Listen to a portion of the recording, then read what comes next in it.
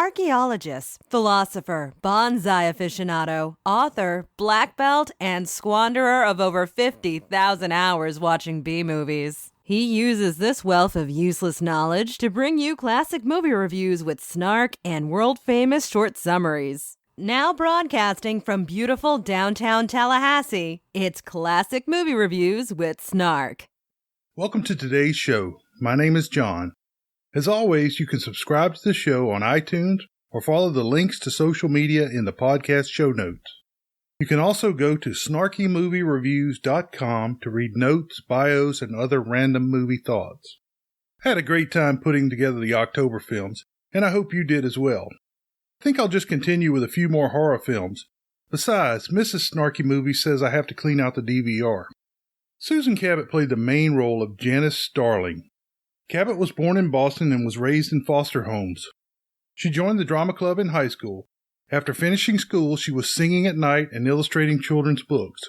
During this period, she was cast as an extra in Kiss of Death, 1947, and began working in local television. She was spotted by a Columbia Pictures talent scout and was cast in On the Isle of Samoa, 1950. She signed with Columbia, but her roles were mostly confined to westerns and harem tales. She was even cast as an Indian woman in Tomahawk, 1951, with Van Heflin. While she was working with the leading men of her day, such as Jeff Chandler, Tony Curtis, and Audie Murphy, the roles made her want to change, and she left Columbia. Roger Corman got her to come back to Hollywood for the lead in Carnival Rock, 1957. She made 5 more films with Corman. One of the best of these is Machine Gun Kelly, 1958, where Cabot was cast with Charles Bronson and Maury Amsterdam. You don't know who Maury Amsterdam is? Look him up. You'll be surprised. Another movie that sounds interesting, but I can't swear that I've seen it yet, is The Saga of the Viking Women and Their Voyages on the Water of the Great Sea Serpent, 1957. In 1959, Cabot had a public affair with King Hussein of Jordan. Her movie career seemed to end at this time. In 1986, she was murdered with a pipe by her son. He received a 3-year sentence. Anthony Eisley played the role of Bill Lane. Eisley wanted to be an actor and took drama as an easy major in college. After college, he began working in a stock company. He had a few films such as Operation Pacific 1951, Fearless Fagin 1952, and Dracula vs. Frankenstein 1971, but this guy was really a television actor. I would more expect to see him on Perry Mason than in a movie. He died in 2003 at the age of 78. Michael Mark played scientist Eric Zenthrop. Mark was born in 1886 in Belarus when it was part of the Russian Empire. In all, he had 150 credits going back as far as 1928. His roles include, among others, Son of Frankenstein 1939, Tower of London 1939, uncredited, Return of the Fly 1959, House of Frankenstein 1944, and Hello Dolly 1959. Most of his roles were small, and many were uncredited. He died in 1975 at the age of 88. Barbara Morris played the secretary, Mary Denson. Morris was a classmate of Roger Corman, and as a result found a lot of work in B-movies. She was known as the mystery woman of low-budget pictures. Morris was cast in Sorority Girl 1957 with Cabot, as well as in The Wasp Woman 1959. Morris is also known for her role in A Bucket of Blood 1959. She died in 1975 at the age of 43, supposedly of cancer. Story. This movie is named The Wasp Woman, and the credits roll over bees in a hive. A man in a beekeeper suit, a real one, is walking around looking for something. The man is Dr. Eric Zenthrop, Michael Mark. He spots what looks like a hornet's nest and smokes them out before capturing the swarm. Zenthrop walks back to where a commercial bee operation is taking place. The beekeeper, Renfro, Aaron Kincaid, and Zenthrop talk about the wasp he has collected. A Ford version of an El Camino shows up with Mr. Barker, Gene Corman, from the company headquarters. After telling Renfro what a good job he has done, they go to see Zenthrop for not reporting in. Just to jump off track for a minute, Zenthrop is not too far from translating as Arabic-ish, and Renfro would be a better name in Transylvania than California. When Barker gets to the shack, Zenthrop explains that he has been extracting royal jelly, the stuff that makes queen bees, from wasps instead of from bees.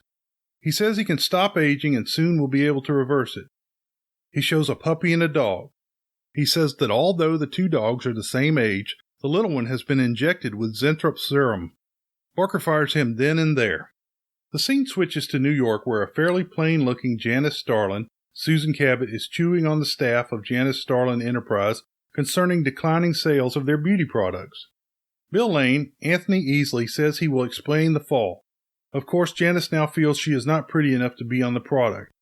He tells her that when Janice took her face off the product, sales have been falling. Janice's secretary, Mary Denson, Barbara Morris, tells her that she has an appointment with Zentrop. Janice takes Arthur Cooper, William Roderick, in her office to discuss the healing effects of royal jelly. She asks about wasp jelly, and he advises her to forget about it because the queens are killers. Supposing a more powerful form of royal jelly could be obtained. From the queen wasp, for example. Do you suppose that might have some rejuvenating effect on a human being? I'd stay away from wasps if I were you, Miss Dolan. Socially, the queen wasp is on a level with the black widow spider. They're both carnivorous. They paralyze their victims and then take their time devouring them alive. They kill their mates in the same way, too. Strictly a one-sided romance. Zentrop goes into Janice's office and tells her he can give her time. They go to the library where he injects an old guinea pig, and it turns into a young rat, which I guess some people might believe are young guinea pigs. Janice is amazed, and Zentrop injects the second animal. It also turns into a rat. Janice Starling is convinced. She agrees to give him a lab, a percentage of sales, and full credit for his work. He says the serum may not be ready for humans. She then says, Janice Starling will be your next guinea pig. She lets him know that the business is in trouble if the formula doesn't work. At the next staff meeting, she introduces him as Mr. instead of Dr. Zentrop. The members of the staff seem skeptical. They show a montage of Zentrop working in the lab and staff members making faces. Bill and Mary have a talk, and Bill says he thinks Zentrop is a con man. The pair heads out for a dinner date. Bill asks Mary to spy on Janice, and Arthur walks in and agrees. But Arthur says Zentrop might be a quack and could kill someone. Sometime later, the secretaries are jabbering it up. So I says to him, I says, listen, Irving, I'm getting sick of this TV every night. I mean, we can do the same thing in a nightclub. Well, almost. Good morning. Janice Starlin Enterprises. I got 2 words for you. Drop dead. Twice. Irving? Calls me to tell me Dr. Cyclops is on Channel 9 tonight. Christ, I've seen it twice already. When Zentrop walks in and he asks for Janice to come to the lab, he gives the elevator eyes to one of the secretaries. When Janice gets to the lab, Zentrop shows the test results on a cat. It is now a little kitten. He believes the formula is ready, and he gives Janice the first injection. Back in the office, Janice tells accounting to pay whatever Zentrop wants. He has spent the rather large sum of $2,300 on enzyme extract. Mary calls Bill and relays the news.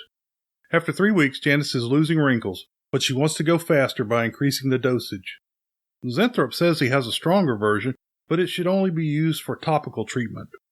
While Janice is away, Mary rifles through the boss's desk and finds the original letter from, who I am now calling Zinj. She meets with Bill and Arthur, and they explain the whole proposal.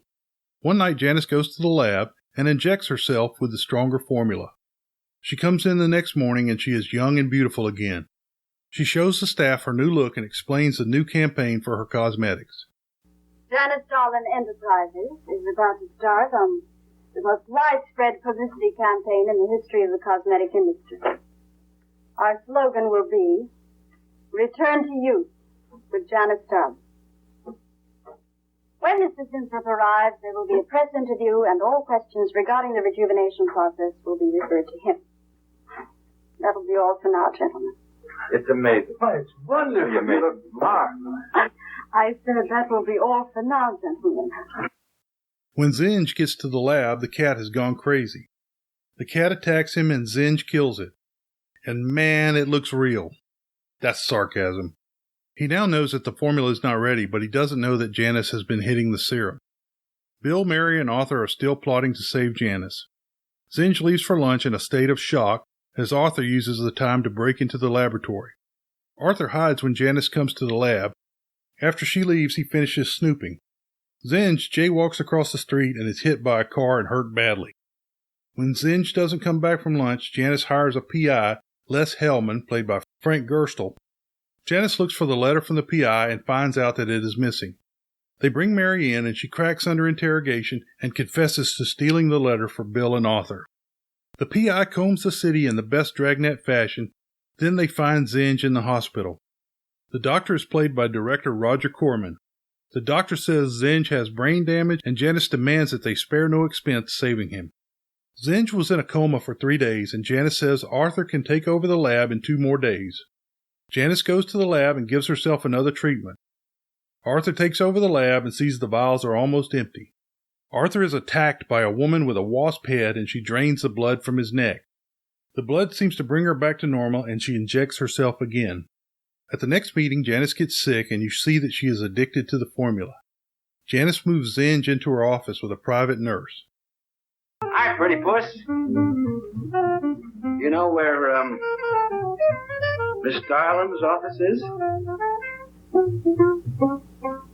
Suite number 1. La-dee-da, the Duchess of Flatbush herself.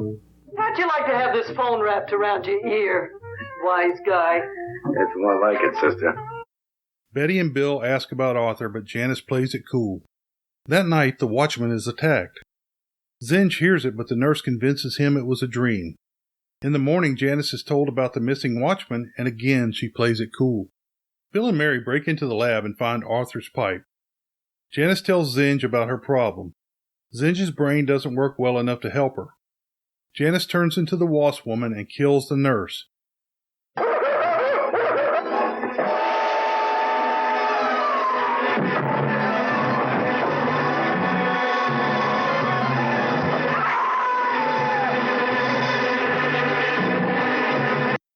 Zinj passes out in his bed.